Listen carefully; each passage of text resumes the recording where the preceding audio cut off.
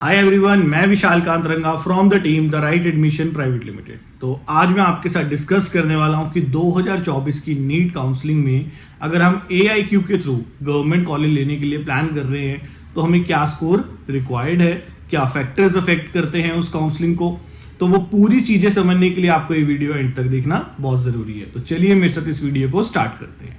सबसे पहले मैं आपके साथ डिस्कस करने वाला हूं कि what are the factors affecting the NEET cut off. तो किसी भी साल की नीट कट ऑफ हो AIQ के लिए, उसको यही सेम फैक्टर्स अफेक्ट करते हैं। तो 2024 में भी हमें इन चीजों का ध्यान रखना बहुत ज्यादा जरूरी है। तो इसमें से सबसे पहला फैक्टर्स है द डिमांड एंड सप्लाई। तो basically what are the seats availability and कितने एप्लीकेंट्स हैं उन सीट्स के लिए। तो अगर मैं प्रीवियस ईयर की बात करूं तो लगभग एक सीट के लिए 12 कैंडिडेट्स पार्टिसिपेट कर रहे थे या कंटेस्ट कर रहे थे। तो यहां पर हम देखते हैं कि हर साल जो पार्टिसिपेंट्स हैं वो बढ़ते जा रहे हैं एंड इक्वली थोड़े उसी लेवल पे सीट्स भी बढ़ रही हैं। तो अगर हम बात करें लाइक लास्ट ईयर की, तो अप्रोक्सीमेटली 21 लाख पार्टिसिपेंट्स थे और नियर अबाउट 1 लाख सीट्स थी। अब इस साल पार्टिसिपेंट्स अप्रोक्सीमेटली 10% बढ़कर यही आपके अप्रोक्सीमेटली 24 से 25 लाख के करीब हो जाएंगे और सीट्स भी अप्रोक्सीमेटली आपकी 1,10,000 के करीब देखने को आपको मिलेंगी। तो यहां पर अगर हम देखते हैं कि लगभग जो सिनेरियो है, लाइक जो प्रीवियस ईयर में फीस का कट ऑफ नीट का कट ऑफ था, वही सेम उसके लगभग का आपको कट ऑफ यहां पर भी देखने को मिलेगा। सेकंड फैक्टर जो यहां पर इंपैक्ट करता है that is the state wise policies.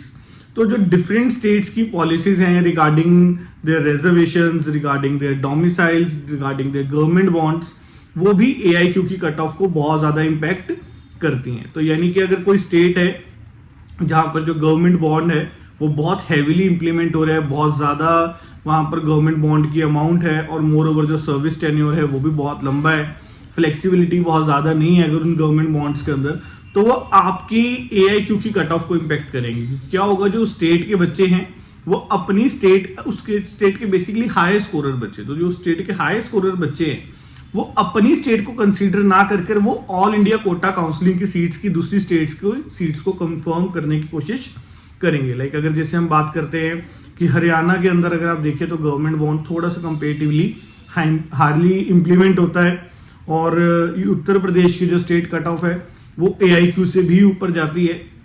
तो उस स्टेट का जो हाई स्कोरिंग बच्चा है वो AIQ की दूसरी स्टेट्स की सीट्स को लेने की कोशिश करेगा। तो स्टेट की क्या पॉलिसीज रहती हैं इस साल, आपके नेबरिंग स्टेट्स का क्या उसमें ट्रेंड है, क्या उन्होंने नए चेंजेस लेकर आते हैं, वो भी कहीं ना कहीं आपकी जो AIQ की कट ऑफ है उसको इंपैक्ट करेंगे। Then third is previous year trends, जिसके ऊपर मोस्टली पेरेंट्स या स्टूडेंट्स डिपेंड करते हैं। लाइक अगर उनको लगता है कि जो प्रीवियस ईयर का स्कोर था वही उनके लिए एक इकलौता बेस होना चाहिए टू चूज द कॉलेज, तो वो एक मायना जरूर है ना, जिसकी बहुत सारे फैक्टर्स हैं वो आपकी कट ऑफ को इंपैक्ट कर रहे हैं। तो अगर आप सिर्फ प्रीवियस ईयर की कट ऑफ पे ही डिपेंडेंट हैं तो that is not the right approach. तो प्रीवियस ईयर की कट ऑफ भी एक इंपैक्ट डालेगी आपके इस प्रोसेस में, बट प्रीवियस ईयर की कट ऑफ ही एक इकलौती अप्रोच नहीं हो सकती। तो अगर आप लास्ट 3 इयर्स की कट ऑफ को देखते हैं तो वहां पर आपको यू शेप ट्रेंड देखने को मिलेगा। यू शेप ट्रेंड का मतलब क्या है कि in the year 2021 the cut off was 599, तो 22 में 2 मार्क्स कम होगी तो कट ऑफ वाज 597 एंड 23 में जो कट ऑफ थी वो बहुत ज्यादा बढ़ गई, दैट वाज 611। तो अगर हम यहाँ पर देखें कि जो भी 23 में पार्टिसिपेंट्स थे अगर वो सिर्फ प्रीवियस ईयर की कट ऑफ पे ही डिपेंडेंट थे तो they were making a very big mistake, because हो सकता था कि वो अपने और ऑप्शंस को छोड़कर उनको लग रहा था कि 597 लास्ट ईयर कट ऑफ गई थी, हद मारकर 602, 603, 604 पर हमें कोई कॉलेज मिल जाएगा, बट ऐसा हुआ नहीं। 611 बहुत हायर एंड पे आपको कट ऑफ देखने को मिली। तो प्रीवियस ईयर की कट ऑफ पे ही डिपेंडेंट होना is not the right thing. आपको रैंक एंड स्कोर का एक एनालिसिस करना आना चाहिए। आपको देखना होगा कि बेसिकली जो एडमिशन है वो स्कोर पर नहीं हो रही है, वो हो रही है आपके रैंक पर। तो यहां पर हम समझते हैं कि भी रैंक क्या रहा प्रीवियस 3 इयर्स में। तो अगर हम प्रीवियस 3 इयर्स की बात करें तो जो रैंक है वो कॉन्टिन्यूसली डिक्लाइन कर रहा है, वो नीचे आ रहा है आपका रैंक। अगर हम यहां पर देखें इन द ईयर 2021 तो 19,207 का रैंक रिक्वायर्ड था, 22 में 22,200 समथिंग का रैंक रिक्वायर्ड था एंड इन 23 22,600 एंड समथिंग का रैंक रिक्वायर्ड था। तो अगर हम देखें 19,000 से 22,000 की तरफ जो रैंक है वो कॉन्टिन्यूसली डिक्रीज कर रहा है। तो यानी कि हायर अगर आपका रैंक बहुत ज्यादा भी है, ठीक है, देन भी आपको गवर्नमेंट कॉलेज मिल रहा है, बट जो कट ऑफ है वो बढ़ रही है। तो आपको रैंक एंड स्कोर का एक कैलकुलेशन करना आना चाहिए, उसके बेसिस पर आपको यहां पर एडमिशन मिलेगा। तो मैं अपनी वीडियो के लास्ट पार्ट की तरफ मूव करता हूं, जिसमें हमें ये देखना है कि हमें कितना स्कोर रिक्वायर्ड है। तो अगर मैं स्कोर की बात करूं तो 610 एक आपका सेफ स्कोर कह सकते हो कि 610 पे आप कंसीडर कर सकते हो कि आपको गवर्नमेंट कॉलेज मिल सकता है at the later stage of counselling. और अगर रैंक की बात करें तो 23,000 का जो रैंक है वो भी आपके लिए सेफ रहेगा अगर आप government college all India quota में कहीं पर भी, यानी कि अगर आपकी कोई बहुत ज्यादा चॉइसेस नहीं है, बिकॉज ये जो स्कोर है ये बिल्कुल मिनिमम लास्ट स्कोर है और बिल्कुल लास्ट रैंक है।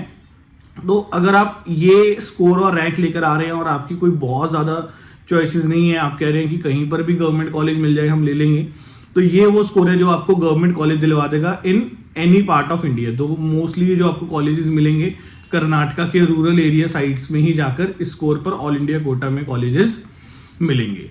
एंड देन अब बहुत सारे पेरेंट्स का जैसे मेजरली यही डाउट है कि सर इतना सारा बच्चा पार्टिसिपेट कर रहा है और इस बार जो मैथ्स बैकग्राउंड के बच्चे हैं वो भी पार्टिसिपेट कर रहे हैं, तो क्या इससे कट ऑफ बहुत ज्यादा इंपैक्ट होगी, क्या कंपटीशन लेवल बहुत ज्यादा इंक्रीज हो जाएगा? तो जैसे कि वीडियो की स्टार्टिंग में बताया था कि अगर स्टूडेंट इंक्रीज हो रहे हैं तो उसके ही इक्वल परसेंटेज पर सीट्स भी इंक्रीज हो रही हैं। तो if students are increased by 10%, then seats are also increased by approximately 10%। तो वो जो बैलेंस है अगेन वो मेंटेन्ड है। तो यहाँ पर इस वजह से कोई बहुत ज्यादा इंपैक्ट नहीं बढ़ेगा। और जहां पर बात रहती है मैथमेटिक्स बैकग्राउंड के बच्चों की, तो यहाँ पर हमें ध्यान रखना है कि जो नीट का एग्जाम है उसका 50% पोर्शन जो है वो बायोलॉजी का है।